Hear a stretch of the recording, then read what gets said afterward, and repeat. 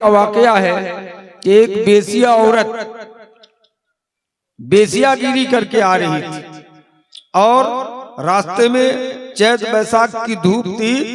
एक कुत्ता पानी पीने के लिए बेचैन करीब है कि मर जाए। इस बेसिया को क्या सूझा कि कुत्ता पानी के लिए कुएं के बगल में बिलक रहा है, तो अपने मोजे को बाल्टी बनाकर कुएं से पानी उतार कर उस बेसिया औरत ने कुत्ते के मुंह पे डाल दिया। पानी पी के कुत्ता जिंदा हो गया। तो हदीस बुखारी मुस्लिम की है, बनी इसराइल का वाकया है कि अल्लाह को यादा पसंद आ गया, बेसिया औरत को जन्नती बना दिया, सारे गुनाहों को माफ कर दिया। क्यों? इसलिए कि शिर्क नहीं की थी। समझ रहे? अरे एक तहज्जुद गुजार औरत, 24 घंटा नमाज पढ़ने वाली औरत, एक बिल्ली को बांध के रख दिया था, खाने पीने का सामान नहीं दिया। बिल्ली भूख के मारे बिलक बिलक के मर गई। अल्लाह को यादा नापसंद आ गया। उस तहज्जुद गुजार खातून को, परहेजगार औरत को अल्लाह ने जहन्नमी बना दिया, बिल्ली को खाना ना देने की वजह से। अब कुत्ते को पानी पिला के बेसिया जन्नती हो गई। इसलिए यही चीज हिंदू धर्म की किताबों में भी लिखा है, कुत्ता की अहमियत। इसलिए हिंदू भाइयों को आप देखेंगे, आपके इसी चौक में, धूमगढ़ चौक में या ममैया चौक में या कटिहार में, मैंने अपने आंखों से देखा है कि हिंदू लोग भी सुबह सवेरे चाय पीते समय कुत्ते को बिस्किट का पैकेट खरीद के देता है, केक खरीद के देता है। कहते हैं कि कुत्ते को पानी पिला के जब बेसिया स्वर्गीय बन सकती है, जन्नती बन सकती है, तो हम कुत्ते को क्यों ना खिलाएं। तो ये एक दूसरी हदीस बुखारी मुस्लिम की कि बनी इसराइल का एक आदमी जिसने इतना गुनाह किया था, जुर्म किया था, कि अपने बेटों को वसीयत कर दिया। क्या वसीयत जानते हैं? कि बेटो जब मैं मर जाऊं तो मेरी लाश को जला देना, जला के राख कर देना, राख बना के उड़ा देना। बेटों ने कहा अब्बा ऐसा क्यों वसीयत कर रहे हैं? कहा इतना मैं गुनाह किया हूं, इतना ज़िना किया हूं, इतना चोरी किया हूं, इतना सूद खाया हूं, इतना डाका ज़नी किया हूं, इतना चोरी किया हूं कि मुझे डर है कि अगर रब पकड़ लेगा तो मुझको माफ नहीं करेगा। इसी डर से मैंने ये वसीयत की है। अल्लाह तबारक व तआला उसके लाश को मरने के बाद बेटों ने जला दिया, उसको राख बना के उड़ा दिया। अल्लाह ने राख को इकट्ठा करके उनको जिंदा कर दिया। ये भी बुखारी मुस्लिम की रवायत है। जिंदा करने के बाद पूछा कि तुमने ये वसीयत क्यों किया? कहने लगा रब्बुल आलमीन इस वजह से ये वसीयत किया मैंने कि मैं बहुत गुनाह किया था, तेरे डर से। अल्लाह कहता मेरे डर से ऐसा किया हो? कहा जी हाँ। शिर्क नहीं किया हो? कहा नहीं। कहा जाओ तेरे गुनाहों को माफ कर दिया, तुमको जन्नती बना दिया। बुखारी मुस्लिम की वो भी हदीस, ये भी हदीस। दो जन्नती हो गया। तीसरा जन्नती बनी इसराइली का वाकया है। इसने वसीयत किया था, इसने क्या कहा कि 99 आदमी को कत्ल किया था। एक राहिब से फतवा पूछा। राहिब कहते हैं ईसाई के मौलवी को, जैसे हम लोग अपने मौलवी को मौलवी साहब, मौलाना साहब, राहिब, पादरी कहते हैं, आलिम, मौलाना, हजरत। तो ईसाई मौलवी को कहा जाता पादरी, राहिब, पोप। तो बड़ा पोप आजम से मिला, कहा मैं 99 आदमी को कत्ल किया हूं, अल्लाह मुझे माफ करेगा कि नहीं, मेरा तौबा कबूल होगा कि नहीं? इसने कहा नहीं होगा। गुस्से से तलवार निकाला, उस पादरी को भी 2 टुकड़े करके ज़बह कर दिया। कितना हो गया? 100। उसके बाद क्या कहा जानते हैं? कामिर अल मोमिनीन, जरा बताइए कि इससे भी कोई बड़ा मौलाना है? लोगों ने कहा बड़ा मौलाना है। कहा जाओ मूसा कलीमुल्लाह जिंदा है, नबी, उनके पास जाके फतवा पूछो। चलने लगे। चलते चलते चलते चलते रास्ते में घोड़े पे सवार था मलकुल मौत, मौत का फरिश्ता आ गया, रूह कब्ज़ कर लिया, मर गया। अब आप लोग सुन चुके हैं कि इन्नल अबरार लफी लीन, नेककारों को मकामी लीन पे उनके रूहों को रखा जाता है, और व इन्नल फुज्जार लफी जहीम, फासिक फाजिर की रूहों को जमीन के नीचे सिज्जीन पे रखा जाता है। अब फरिश्तों में झगड़ा शुरू हो गया। कुछ फरिश्ते कहने लगे तौबा की गरज से निकला था, अगरचे 100 आदमी का कातिल है, तो इसको जन्नत में जाने की इजाजत दिया जाए, तौबा कर लिया। जहन्नम के फरिश्ते करने लगे 100 आदमी का कातिल है, लास्ट में ईसाई मौलवी पोपे आजम पादरी को कत्ल किया है, इसको जहन्नम में ले जाने। झगड़ा शुरू, फैसला नहीं हो रहा। अल्लाह तबारक व तआला ने अर्श अज़ीम से हजरत जिब्रील अलैहिस्सलाम को भेज दिया, का जिब्रील जाओ जमीन की पैमाइश करो, अगर ये मूसा के घर से ज्यादा करीब है तो जन्नती, और ये अपने घर से ज्यादा करीब है तो जहन्नमी। जमीन की पैमाइश की गई, जमीन को नापा गया, देखा कि मूसा के घर से ज्यादा करीब है, यानी अपने घर से लगभग 15 किलोमीटर चल चुके थे। मूसा का घर सिर्फ 5 किलोमीटर, तो किनके घर से करीब है? मूसा के घर।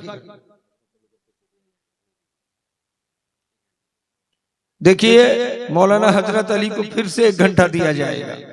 मौलाना बदरुद्दुजा के बाद हजरत अली को 1 घंटा फिर दिया जाएगा, मौलाना बोल रहे हैं। इसलिए जो हजरत अली को सुनने के लिए आए हैं और वो हंसाने का सिस्टम वो बहुत कम बोलते हैं, पता नहीं क्यों डर गए हैं, झगड़ा हो गया कि क्या हो गया। हालांकि इससे पहले उनसे बहस हुई है बहुत से लोगों की, लेकिन मैंने कहा यहाँ उनको खुल के बोलिए, खुल के बोलिए, लेकिन अभी आके फिर खुल के बोलेंगे इंशाअल्लाह मौलाना हजरत अली साहब। समझ मूसा के घर से ज्यादा करीब तो जन्नत चला गया। इससे आप क्या समझ पाए? आप इन 4 हदीसों से ये मसला समझे कि अगर आदमी शिरक की हालत में मरा नहीं है तो बड़े बड़े पापी को दुखूल सानवी ही सही वो जन्नत पालेगा, लेकिन अगर शिरक की हालत में हमारी आपकी मौत हो जाए तो दाईमी जहन्नम, कभी जन्नत नहीं मिलेगी। जहन्नम की सजा भुगतने के बाद भी दुखूल सानवी भी नहीं नसीब होगा। इसलिए शिरक अगर करे तो उससे बचने की कोशिश करें। हम लोग कहेंगे कि हम लोग तो शिरक नहीं करते हैं मौलाना, हम लोग अहले हदीस हैं, कहते हैं कि सही माने शिरक तो नहीं करते हैं, लेकिन छोटा छोटा शिरक हमारे अंदर भी खूब पाया जाता है कि नहीं, अभी आपको बताएंगे तो आप समझेंगे। लेकिन शिरक हम में भी बहुत पाया जा रहा है। आप कहेंगे कि ऐसा तो हम लोग नहीं करते हैं मौलाना। शिर्क की हालत में अगर मौत हो जाए तो माफ नहीं किया जाएगा। समझ रहे हैं? बहुत से लोग धामी होते हैं, जानवर खराब कर देता है। किसी की गाय या भैंसी ने अगर बच्चा दिया है तो गलत नजर से देखेगा, 3 दिन तक दूध दोहने नहीं देगा। दे रही है गाय भैंसी, ये खराब करने वाला पापी है। क्योंकि जादुई असर है, जादुई असर पे कोई भी जादू, क्योंकि जादू बरहक है इस्लाम ने बताया, लेकिन जादू करने वाला काफिर है। वो जादू करने के आलम में मर जाए तो मुशरिक है, दाईमी जहन्नमी है। इसलिए इससे हमें और आपको बचने की जरूरत है।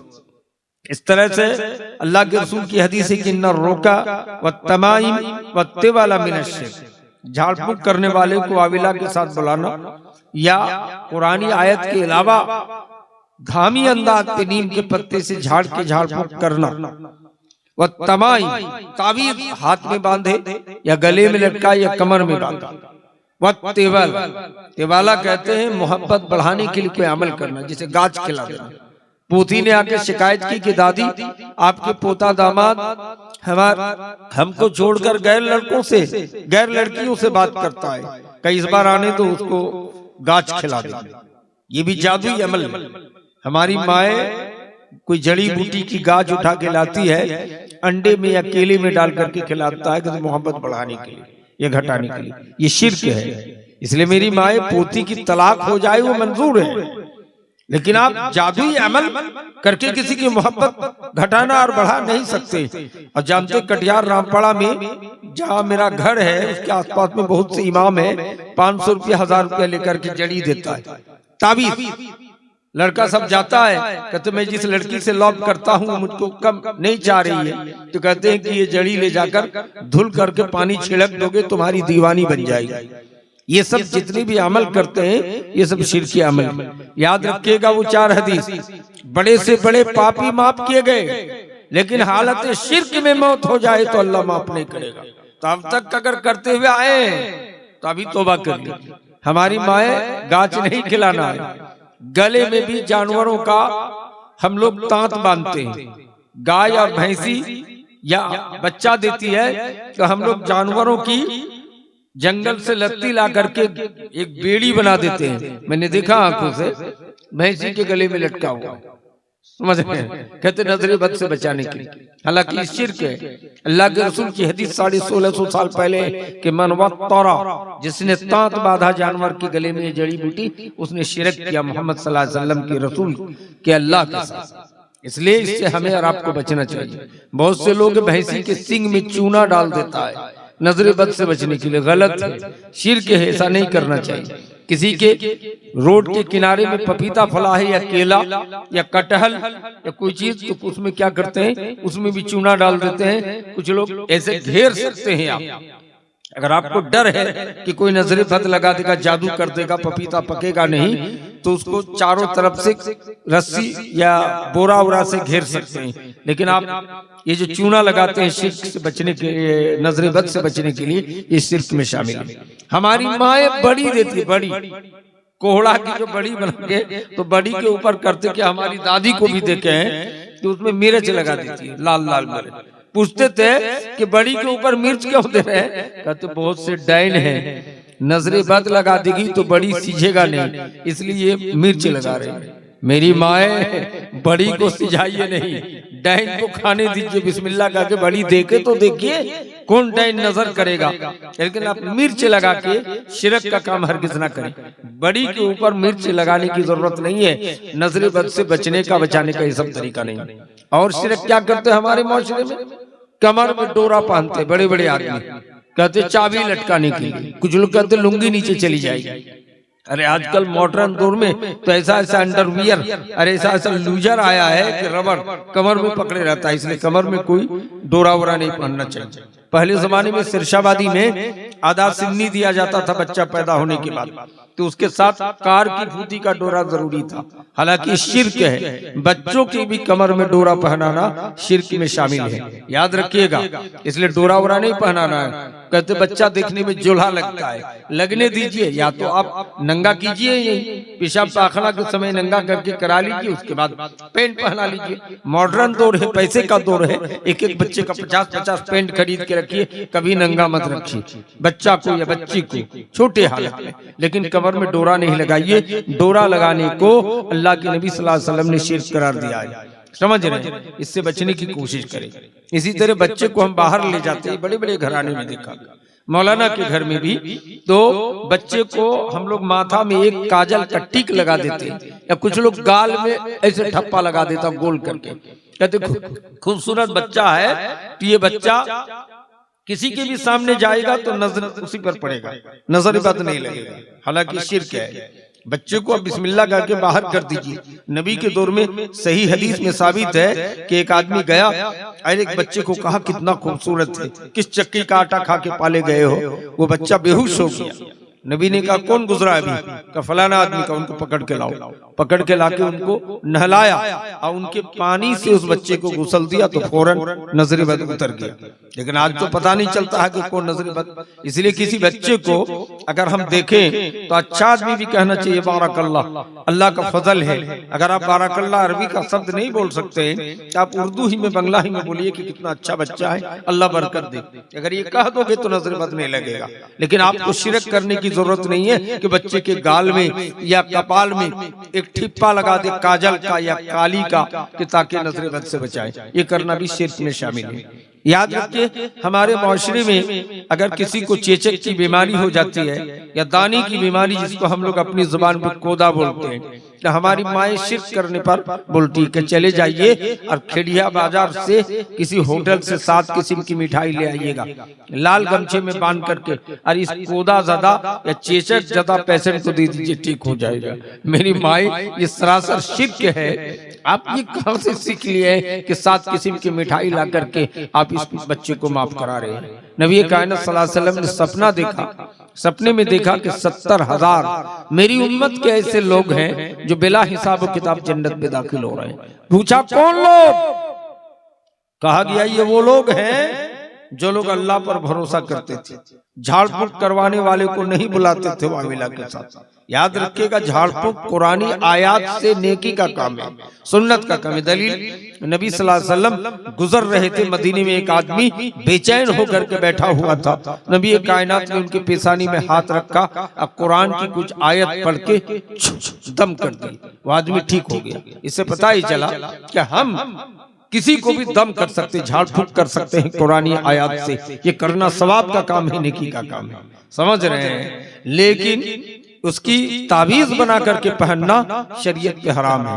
बहुत से अधामी आते हैं कि पाली जौर है, बुखार है इसको, तो एक किस्म की जड़ी उठा के लाते हैं, कान में या हाथ में बांध देता है तो बुखार ठीक हो जाएगा। ये बुखार इलाज का तरीका, ये तवक्कुल अल्लाह के मुनाफी है, इसलिए ऐसा इलाज नहीं करना चाहिए, ये शिर्क में शामिल है। हमारे मुआशरे में और किस्म का भी शिर्क होता है मेरे भाई, है ना। कहते किसका चेहरा देख के निकले हो, शायद खराब हो गया, यात्रा खराब हो गया, ये कहना शिर्क है। अल्लाह के नबी कहते हैं हदीस कुदसी में कि अल्लाह ताला ने आसमान और जमीन पैदा करने से 50,000 साल पहले सबकी किस्मत लिख दिया है। 50,000 साल पहले लिख दिया। क्या धूमगढ़ में ममैया में दुकान करेंगे कामयाब नहीं होंगे, बिलाल चौक में करेंगे कामयाब नहीं, खिड़िया हाट में करेंगे नहीं कामयाब, कटिहार में जाएंगे बर्बाद हो जाएंगे। ये अल्लाह ने लिख रखा, तभी ऐसा हो रहा है। कहते हमारे हुक्म के बगैर एक पत्ता तक नहीं हिलता। अब कहते फला का यात्रा, फला का चेहरा देख निकले तो हमारा काम खराब हो गया। इसलिए यात्रा वाली बात कहना नहीं चाहिए, हर वक्त अल्लाह पर भरोसा करना चाहिए, ये शिर्क में शामिल है। इस तरह जमाने को गाली दें आप, हवा को, धूप को। आषाढ़ महीने में बहुत से लोग बारिश को हंसवा चला देते हैं गुस्से से। अल्लाह कहता मैं ही जमाना हूँ, ये बारिश है, तूफान है, हवा है, इसको पलटने वाला मैं हूँ, इसलिए इसको गाली देना मुझको गाली देना है, तो ये भी शिर्क में शामिल हो गया। इसलिए ये सब नहीं करना चाहिए कि हवा को गाली दे, धूप को गाली दे, बारिश को गाली दे, सूरज को गाली दे, चांद को गाली दे, ये सबको गाली उली नहीं देना चाहिए, ये सब शिर्क में चला जाएगा। इस तरह हमारे माशरे में हमारी माएँ, अगर कोई कौवा बैठ करके काई काई करे तो हमारी माएँ कहती है, हमारी माएँ सब आई है, समझती है, मैं आसान उर्दू में बोल रहा हूँ, वो कहती है कि लगता है किसी की मौत हुई है। कभी ऐसा होता भी है कि कौवा काई काई किया और कुछ देर के बाद पता चला कि फलाने की मौत की खबर आ गई, और विश्वास जम जाता है, हालांकि गलत है। मेरी माए कौवा या किसी जानवर को आलिमुल गैब, इल्मे गैब नहीं है, इसलिए किसी कौवे के काई काई करने से मौत हो जाएगी ऐसा अकीदा रखना शिर्क में शामिल है। बहुत से लोग हैं हाथ से लोटा गिर गया, प्लेट गिर गया तो कहता लगता मेहमान आने वाला है, ये सब शिर्क में शामिल है। ये प्लेट गिरना या हाथ में से लोटा गिर जाना ये सब कुछ नहीं है, ये सब शरीयत के मुनाफी है कि कोई मेहमान आ जाएगा, फला आ जाएगा, ये शिर्क में शामिल है, ऐसा अकीदा नहीं रखना चाहिए।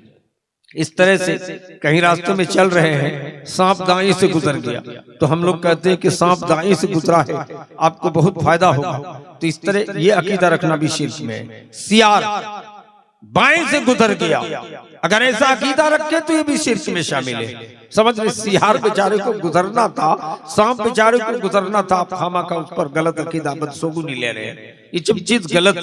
पहले जमाने में जब बच्चा पैदा होता था, 7 बेटी के बाद बच्चा, तो उस घर में जाल लटका दिया जाता था, फेंका जाल, कांटी वाला जाल, इसको हम लोग अपनी जुबान पे भौरी जाल करते हैं, उसको लटका देते थे। मैंने पूछा है हमारे गांव में कि ये जाल क्यों लटकाएं, कहते अगर जाल नहीं लटकाएंगे 7 बेटी के बाद बेटा पैदा हुआ है, बच्चा को चोरा चुन्नी खा जाएगा। अल्लाह तबारक व तआला कहता है कि अगर हमने मुकद्दर पे लिख रखा है कि 7 बेटी के बाद तेरा बेटा पैदा हुआ है, वो मर के रहेगा, वो मर के रहेगा, दुनिया की कोई ताकत बचा नहीं सकती, तो मर जाएगा। फिर आप शिरक क्यों करते हैं कि जाल लटका के रखे हैं नजरे बद से बचाने के लिए कि बच्चा चोरा चुन्नी खा जाएगा, गलत तरीका। इस तरह बहुत से लोग अकीदा रखते हैं कि मोमैया की फला पोखर के किनारे मत जाओ, भूत रहता, भूत का बागीचा है। हमारे तितवारी गांव में एक बगान का नाम ही था भूत का बगान, समझ रहे।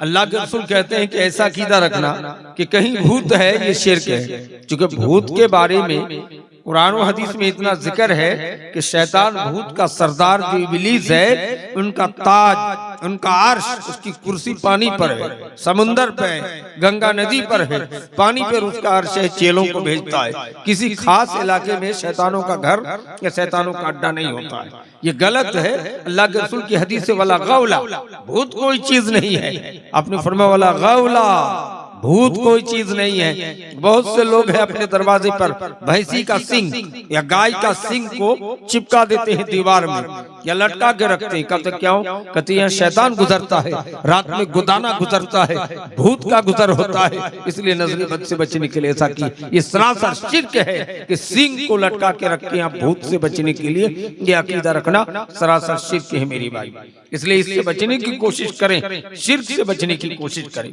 सामने से मोटरसाइकिल लेके चल रहे हैं, बिल्ली ने रास्ता काट दिया। हिंदू धर्म में है कि गाड़ी को पीछे हटा करके 3 बार करके जोर से जय शंकर, जय भोलेनाथ, जय श्री राम कहने के बाद गाड़ी को आगे बढ़ाइए। मुस्लिम धर्म में भी कुछ लोग कहते हैं कि हमारा यात्रा खराब हो गया। अरे रास्ते से कुत्ता गुजर गया, रास्ते से सांप गुजर गया, सियार गुजर गया, गिलहरी गुजर गया, कोई बात नहीं, बेचारी बिल्ली गुजरी तो आपकी हालत खराब हो गई कि यात्रा खराब हो गया, बिल्ली ने रास्ता काट दिया है। यह अकीदा रखना सरासर शिर्क है मेरी भाई। इस तरह गोबर से अपने खलियान को, गलियों को लेपाई करना भी शिर्क में शामिल है। हमारे उस्ताद मोहतरम जामिया सल्फिया बनारस में अल्लामा डॉक्टर इब्राहिम मदनी मदनपुरा के रहने वाले थे।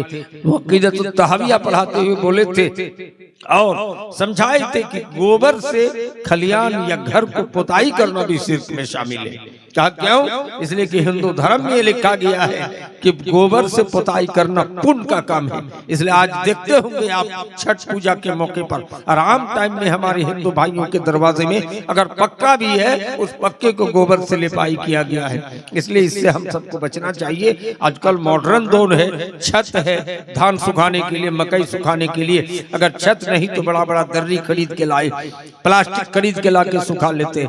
हमें खलियान की बालू को खत्म करने के लिए गोबर से खलियान या दरवाजे को पुताई करके हरगिज शिरक का काम न करें। आपको पहले ही बताया है कि बड़े बड़े पापी माफ किए गए, शिर्क नहीं किया था इसलिए। लेकिन शिर्क की हालत में हमारी आपकी मौत हो जाए तो अल्लाह माफ नहीं करेगा। हमको हामान, कारून, शद्दाद, फिरौन, नमरूद, बड़े बड़े जालिमों के साथ हमको दाईमी जहन्नमी बना देगा।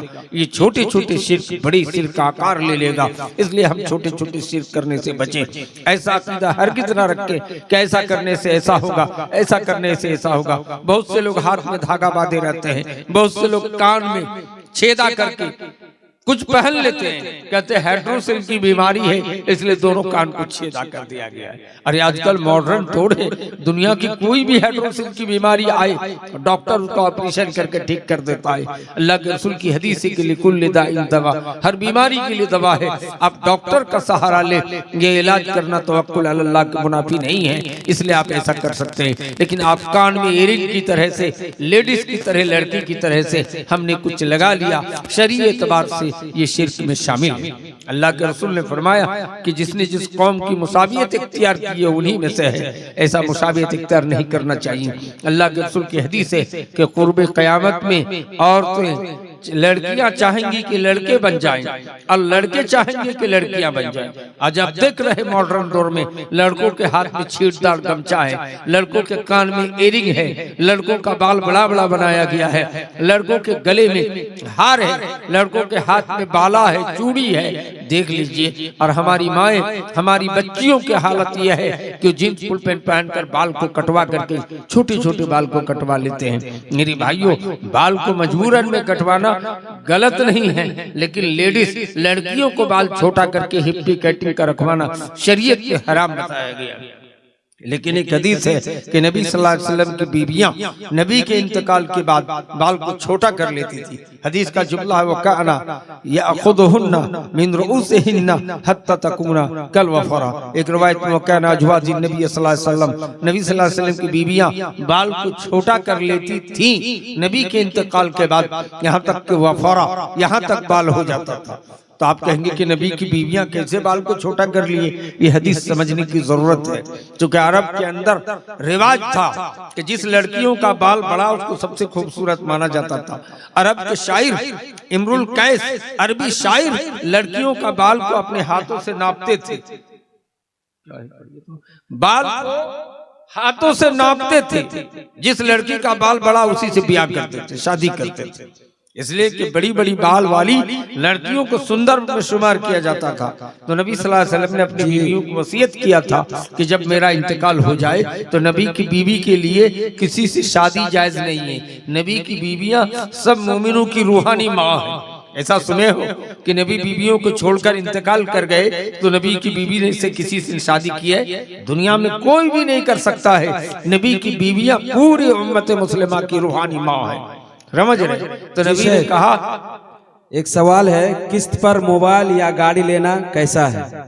किस्त पर मोबाइल, देखिए ये बहुत पुराना फतवा है। किस्त पर गाड़ी मोबाइल लेना, लोन पे सरकारी तौर पे पैसा लेना, मुहद्दिस बंगाल मौलाना अब्दुल वहाब रहमानी रहमतुल्लाह अलैह किताब लिखे हैं बंगला में, कहती है सब जायज है, हिंदुस्तान दारुल हरब है। लेकिन इसको तर्जुमा करने के लिए उर्दू ट्रांसलेशन के लिए जामिया सल्फिया बनारस पहुंचे थे, तो वहाँ डॉक्टर मुक्तदा हसन अजहरी रहमतुल्लाह अलैह जिंदा थे। कहा कि उर्दू में मत तर्जुमा कीजिए, एक किस्म का फितना है।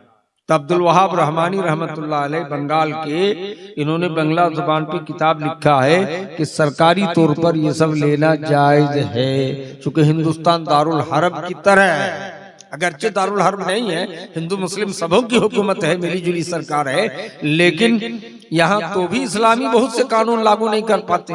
जिनाकार को अगर बगैर शादीशुदा जिना करे तो जोरदार 100 कोड़े लगाने का हुक्म है। हम नहीं लगाते कि मर जाएगा तो सारे मौलवी सरपंच मुखिया मड़ल सब जेल चले जाएंगे, इसलिए नहीं लगाते। समझ रहे? इस तरह शादीशुदा आदमी अगर जिना में पकड़ा जाए तो उसको पत्थर मार मार के संसार कर देने की बात है।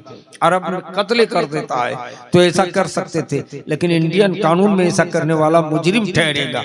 इसलिए शादीशुदा जिनाकार को भी हम लेत पोत करके शादी पढ़ा के फिर रख देते हैं, कुछ नहीं करते। ये हिंदुस्तान है। मौलाना अब्दुल वहाब रहमानी रहमतुल्लाह ने लिखा है कि लोन पर किस्त पर ये सब चीज लेना हिंदुस्तानी हिसाब से जायज और दुरुस्त है। लेकिन बाकी जितने उलमा इकराम है वो कहते हैं कि ये सब बहालत मजबूरी ले ले तो अलग बात है, लेकिन इससे बचना चाहिए, क्योंकि सरकारी किस्त का मतलब है कि उसमें ब्याज देना पड़ेगा, खुद ब खुद ये देना पड़ेगा। आप जानते हैं कि पैसा जमा के बारे में भी बात है कि बगैर ब्याज वाला बैंक में पैसा जमा रखिए। आजकल मिल पैसा हम जमा रखेंगे 10 लाख 5 लाख, हमको ब्याज नहीं मिलेगा। लेकिन अगर ब्याज वाला बैंक में रखे हैं तो ब्याज का पैसा बैंक में छोड़ना नहीं है। इसलिए छोड़ोगे तो पैसा लेकर के हमारे खिलाफ हमारे दुश्मन हमारे खिलाफ हथियार खरीदेगा। इसलिए उलमा इस्लाम का फैसला है कि उस पैसे को बैंक में नहीं छोड़ना है, उठा के ले आना है, ला करके कहीं बाथरूम, लेटरिंग रूम, कोई गरीब का बाथरूम बना दीजिए या रोड या कोई इस तरह की चीज कर दीजिए जिससे कोई हर्ज की बात ना हो।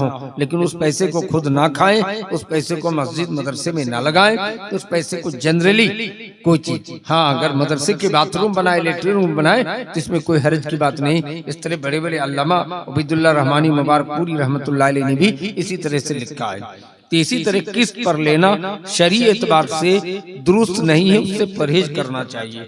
और मौलाना अब्दुल वहाब रहमानी के फतवे के हिसाब से बहालत मजबूरी सरकारी लोन जिससे बचना बड़ा मुश्किल है, तो ऐसा करना जायज है। तो मेरे भाइयों दोस्तों बुजुर्गों, ये सब मामला है। मैं आपको बता रहा था, बहुत सी हदीसों के टुकड़े सुनाने की मैंने जसारत की है कि ये शिर्क में शामिल है। और याद रखिए, शिरक करने वाला अगर इस हालत में हमारी आपकी मौत हो जाए कि कमर में डोरा है, कमर में फलाना है, तो हम दाइमी जहन्नमी हो जाएंगे। हमारा नमाज, रोजा, हज, ज़कात सब अल्लाह बेकार कर देगा। इसलिए मेरी माएं, आप शिरक का काम हरगिज ना करें, शिरक से बचने की कोशिश करें। शिरक के अलावा अल्लाह जो भी चाहेगा माफ कर सकता है। कुरान की आयत है, इन्नल्लाह ला यगफिरु अन युशरका बिही व यगफिरु मा दूना ज़ालिका लिमन यशा।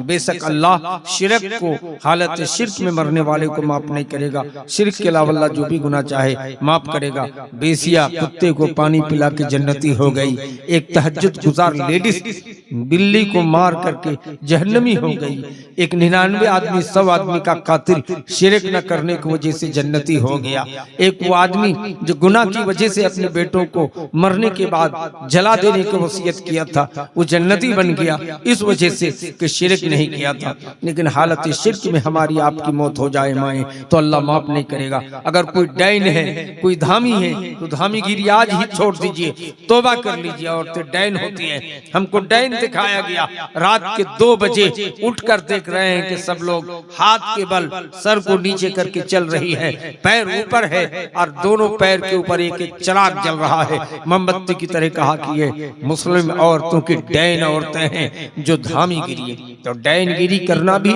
एक जादुई अमल है मेरी माए।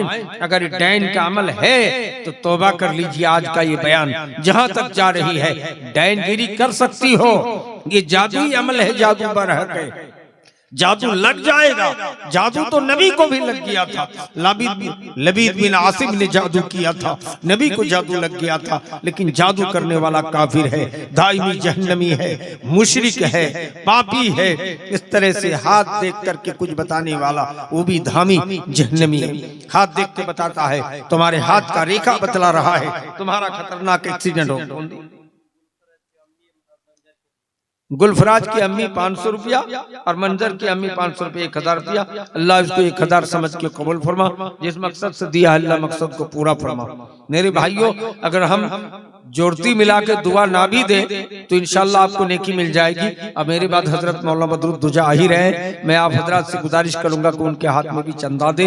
ये मस्जिद का मामला है, चंदा देने की कोशिश करो मेरे भाई, ये जमा करके कोई फायदा नहीं होगा। आपको पता है फलस्तीन जो किबला अव्वल मुसलमानों का पहला किबला था, नबी ने भी कुछ दिन तक बैतुल मुकद्दस फलस्तीन में बैतुल मुकद्दस की तरफ मुंह करके नमाज पढ़े थे, याद है ना।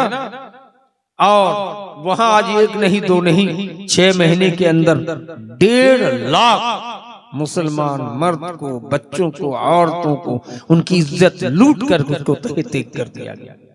55 से ज्यादा मुल्कों में मुसलमानों की हुकूमत है, सब बुज़दिल हो चुका है, ताकत नहीं है कि उनको रोके, मार दिया गया।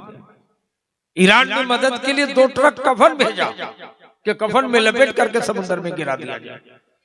इसलिए मेरे भाई, ये दौलत जो जमा करके रखे कोई काम की नहीं है, समझ रहे हैं। आप अपने बच्चों को तालीम दें, अपने बच्चों को आलिम, हाफिज कुरान, डीएम बनाइए, आईएएस अफसर की तैयारी कीजिए, बड़ी बड़ी सर्जन, डॉक्टर बनाइए। एक ही मिसाल बोल के खत्म करता हूँ। सऊदी अरब में एक लेडीज लंदन पढ़ करके बहुत माहिरा ऑपरेशन करने वाली डॉक्टर बन गई है। चारों तरफ से सारा पेशेंट लेडीज समझ करके उसी के पास ले जाता है। क्योंकि ऑपरेशन करते समय मेरे भाई पता नहीं नंगा कर दिया जाता है कि उनके पर्दे का कुछ ख्याल नहीं रखा जाता है। तो जेंट्स डॉक्टर के मुकाबले में लेडीज डॉक्टर के पास बच्चा की खलासी के लिए, डिलीवरी के लिए ले जाएं। मेरे भाई, सारे लोग उनके पास जाते हैं। शेख इब्न बाज, अब्दुल्लाह इब्न बाज रहमतुल्लाह अलैह अरब के मुफ्ती आजम से फतवा पूछा था कि औरत लंदन से पढ़ के आई है, पता नहीं बेहयाई के साथ पढ़ी कि किस तरह, लेकिन सबसे बड़ा सर्जन है। आज इनके पास पेशेंटों को काफी भीड़ है, महिला पेशेंट है, वो अपनी इज्जत बचाने के लिए इस लेडी डॉक्टर के पास आ रही हैं। तो इनको अल्लाह माफ करेगा कि नहीं? शेख इब्न बाज रहमतुल्लाह ने जवाब दिया था कि अच्छा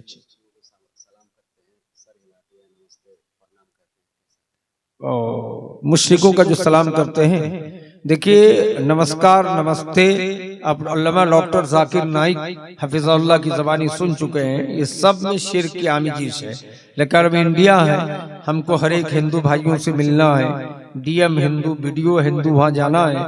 तो उन मुशरिक के सामने बेहतरीन लफ्ज़ सर हिला के नमस्ते कहने से बेहतर है कि अंग्रेजी शब्द का प्रयोग करे। हिंदी उर्दू में अगर आदाब कहे तो बहुत अच्छा लफ्ज़ है, आदाब सर, शिर्क नहीं है, इसलिए इसको कहना चाहिए। नमस्कार कहने में, नमस्ते कहने में या और कुछ नमस्कार कहने में इसमें शिर्क शामिल है। लेकिन अगर हम आदाब बोले या अंग्रेजी लफ्ज का इस्तेमाल करे तो और मजेदार लफ्ज है, कोई शिर्क नहीं।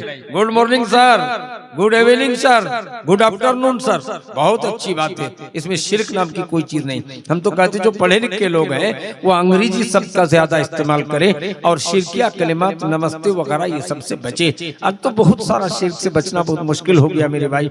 हम लोग की स्कूल में जहाँ पढ़ाते हैं या कहीं भी, वहाँ जब खड़ा होता है तो राष्ट्रीय गीत गाते समय जन गण मन अधिनायक जय है, तो उस वक्त सब लोग भी का आकार बना करके खड़ा हो जाता है। इस शिर्क में शामिल है। हालांकि राष्ट्रीय मोहब्बत की कोई बात नहीं, लेकिन हिंदुस्तानी कानून है। हम हमेशा एहतजाज करते मास्टरों से कि आप जिस तरह आंख बंद करके हाथ को सीधा करके भी का आकार बना करके खड़े हो जाते हैं जन गण मन अधिनायक जय पढ़ने के समय, ये सरासर शिर्क है, ये पाप है। मैं समझता हूँ कि या तो ना करें या नौकरी छोड़ दें। मेरे भाई, ये हिंदुस्तानी बाद के कानून ने, ये डॉक्टर भीमराव, बाबा भीमराव अम्बेडकर ने ऐसा कानून नहीं लिखा था, लेकिन इन लोगों ने राष्ट्रीय गान के सम्मान में शिरक करा दिया और हर चीज में धार्मिक चीजों को हिंदू भाइयों ने घुसा दिया है ताकि इसके जरिए से मुसलमान गुमराह हो जाए। तो मैं समझता हूँ को नमस्ते नहीं कहना चाहिए, उसको गुड मॉर्निंग, गुड इवनिंग या कुछ ना जाने तो आदाब सर कहें, यही ज्यादा बेस्ट है। अल्लाह ताला से दुआ है कि अल्लाह हमें उसको समझने की तौफीक अता फरमाए। हमारे मशहूर खतीब, कई 6-7 किताबों के मुसन्निफ हजरत मौलाना बदरुद्दोजा साहब नदवी हफिज़हुल्लाह पहुंच चुके हैं। मैं और ज्यादा कहना नहीं चाहूंगा। मैं आपको कहना चाहूंगा, मैं कम टाइम में बहुत बड़ा पैगाम आपको दे दिया है कि आपका जान कत्ल हो जाए लेकिन शिरक नहीं कीजिएगा। हजरत मुआद बिन जबल की हदीस है, नबी कायनात के बारे कहते हैं, मुआद कहते हैं कि नबी ने मुझको 10 बातों की वसीयत की, उसमें एक बात कि मुआद कत्ल कर दिए जाओ, जला दिए जाओ तो भी अल्लाह के साथ शिरक नहीं करना। ये मुआज को कहा गया था, शिरक वसीयत किया गया था। इसलिए मेरे भाई, हजरत मुआद बिन जबल को नबी की वसीयत इस बात पर गम्माज है कि हम गर्दन कटा सकते हैं लेकिन गर्दन झुका नहीं सकते। इसलिए मेरे भाइयों, जो मैंने शिरक गिनाया आपको, इस शिरक से बचने की कोशिश करें। हम शिरक नहीं करेंगे, बोहनी बट्टे का अकीदा भी नहीं रखेंगे, दुकान भोर में खुले तो भी बाकी दे देंगे। अगर नहीं देना चाहते हैं तो कहते हैं हम छोटे पूंजी का आदमी कभी भी नहीं देंगे, लेकिन हरगिज ना कहे कि सुबह का टाइम है, बोहनी बट्टा नहीं हुआ है, ये कहना भी शिरक है। रात में कोई पैसा गिन के मांगे, दे दीजिए, अल्लाह ही की रात है, अल्लाह ही का दिन है, कोई बरकत नहीं जाएगी। रात के 12 बजे कोई आ गया है, 10 किलो धान वजन करके दीजिए, आप कोठी का मुंह खोल करके धान वजन करके दे सकते हैं, कोई बरकत नहीं जाएगी। अगर आपके दिमाग में है कि बरकत चली जाएगी, कल आइएगा, इसका मतलब आप भी काफिर मुशरिक है, शिरक का काम कर रहे हैं। अल्लाह ही की रात, अल्लाह ही का दिन है, कोई हरकत बरकत इसमें नहीं है। दुकान सुबह खोले, शाम को खोले, भोर में बाकी दे, बिके ना बिके, ये सब अल्लाह के हाथ में है। इसलिए ये सब शिरक का काम हरगिज ना करें। अल्लाह ताला हम तमाम मुसलमानों को शिरक जैसे संगीन जुर्म से बचने की तौफीक अता फरमाए। अल्लाह हम सबको पाक साफ पक्का सच्चा मोमिन बना दे। और जो मैंने शिर्क गिनाने की कोशिश की है, जसारत की है, अल्लाह इन शिरकों से हम सबको बचने की तौफीक अता फरमाए। अस्सलाम वालेकुम व रहमतुल्लाहि व बरकातहू। हजरत गिरामी, अब आपके सामने माइक पर फजीलतुश शेख, बड़े मुअज़्ज़ज़ खतीब, कोहना मश्क खतीब, पुराने खतीब अल्लामा शेख हुसैन सलफी रहमतुल्लाह अलैह के साहिबजादे, इनके अब्बा भी हम लोग जब छोटे थे चतवारी मदरसे में धुमगढ़ में भी आए थे, मौलाना हुसैन साहब सलफी रहमतुल्लाह अलैह, उन्हीं के साहिबजादे हजरत मौलाना बदरुद्दोजा नदवी हफिज़हुल्लाह, जो कई किताबों के मुसन्निफ हैं, मुअल्लिफ हैं, किताब के लेखक हैं, बंगला जबान पर दर्जनों पर्चे निकाल चुके हैं। आज आपके सामने बड़ी मीठी जबान में बंगला में तकरीर करेंगे। आप हजरात से गुजारिश है कि इनके बयान को सुने।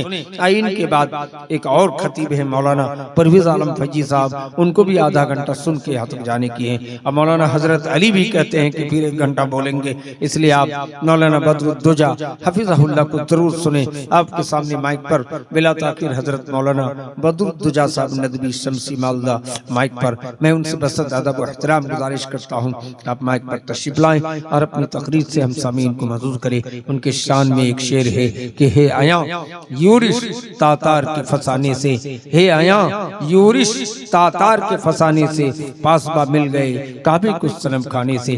किस शेर की आमद है, किस शेर की आमद है कि रन कांप रहा है, रन तो रन है, दुश्मन का कल्ब जिगर कांप रहा